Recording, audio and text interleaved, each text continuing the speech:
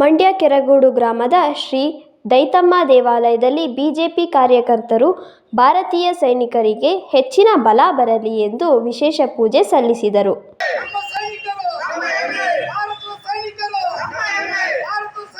BJP ಗ್ರಾಮಕರ್ತರು ಅಧ್ಯಕ್ಷ ಭೀಮೇಶ್ ಮಾತನಾಡಿ, ಪಹಲ್ಗಾಮ್ನಲ್ಲಿ ನಡೆದ ಹಿಂದೂಗಳ ನರಮೇಧವನ್ನು ಖಂಡಿಸಿ ಆ ಕುಟುಂಬದ ಸಿಂಧೂರವನ್ನು ಅಳಿಸಿದ ಪ್ರತಿರೋಧವಾಗಿ ಭಾರತೀಯ ಸೇನೆ ಆಪರೇಷನ್ ಸಿಂಧೂರ್ ಕಾರ್ಯಾಚರಣೆ ನಡೆಸಿದೆ.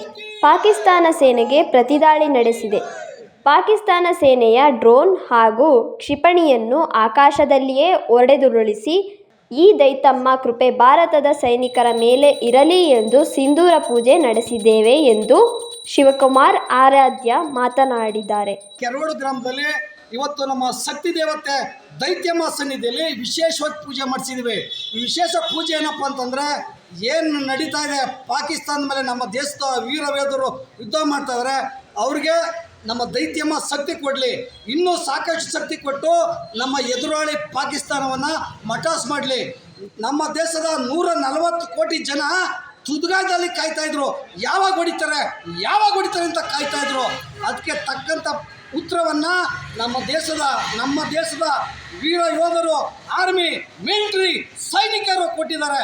ಇನ್ನು ಯಥೇಚ್ಛವಾಗಿ ನಮ್ಮ ದೈತ್ಯಮ್ಮ ಅವ್ರಿಗೆ ಶಕ್ತಿ ಕೊಡಲಿ ಅಂತೇಳಿ ವಿಶೇಷವಾಗಿ ಪೂಜೆ ಮಾಡಿಸಿ ನಮ್ಮ ಎದುರಾಳಿ ಪಾಕಿಸ್ತಾನ ಸೈನಿಕರಿಗೆ ತಕ್ಕ ಪಾಠವನ್ನು ಕಲಿಸಿ ಪಾಕಿಸ್ತಾನ ಸೇನೆಯ ಪ್ರಯತ್ನ ವಿಫಲಗೊಳಿಸಿದೆ. ಭಾರತೀಯ ಸೇನೆಗೆ ಮತ್ತಷ್ಟು ಬಲ ಬರಲಿ ಎಂದು ಶಕ್ತಿ ದೇವತೆ ಶ್ರೀ ದೈತಮ್ಮ ದೇವರಲ್ಲಿ ಮೊರೆ ಹೋಗಿದ್ದೇವೆ ಎಂದರು. ನಮ್ಮ ದೇಶ ನಮ್ಮ ಭಾರತಕ್ಕೆ ಒಳ್ಳೆಯದಾಗುಂಟು. ಕೆರಗೋಡು ಗ್ರಾಮದ ಶಕ್ತಿ ದೇವತೆಯಾದ ದೈತಮ್ಮ ಸನ್ನಿಧಿಯಲ್ಲಿ ಪೂಜೆ ಮಾಡಿಸಿದ್ದೀವಿ. ಹಾಗೂ ನಮ್ಮ ಸೈನಿಕರಿಗೆ ಹೆಚ್ಚಿನ ಬಲ ಬರಲಿ, ನಮ್ಮ ಸೈನಿಕರೆಲ್ಲ ನುಗ್ಗಿ ಪಾಕಿಸ್ತಾನಕ್ಕೆ ಹೊಡಿಲಿ ಅನ್ನೋ ಎರಡು ಮಾತು ಹೇಳಿ ಇದು ಮಾಡ್ತಾಯಿದ್ದೀನಿ. ಯಾವತ್ತಿದ್ರೂ ನಮ್ಮ ಸೈನಿಕರಿಗೆ ಒಳ್ಳೆ ಶಕ್ತಿ ಬರಬೇಕು. ಅದಕ್ಕೆ ನಮ್ಮ ತಾಯಿ ದೈತಮ್ಮ ಶಕ್ತಿ ಕೊಡಬೇಕು.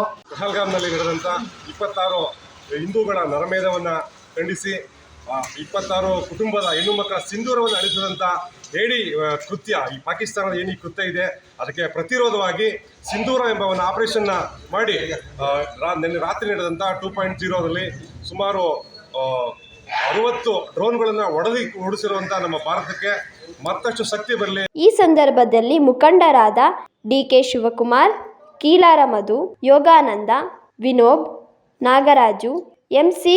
ವರದರಾಜ್, ಶಿವಣ್ಣ, ನಾಗೇಶ್, ಸಾಗರ್ ಸೇರಿದಂತೆ ಹಲವರು ಭಾಗವಹಿಸಿದ್ದರು.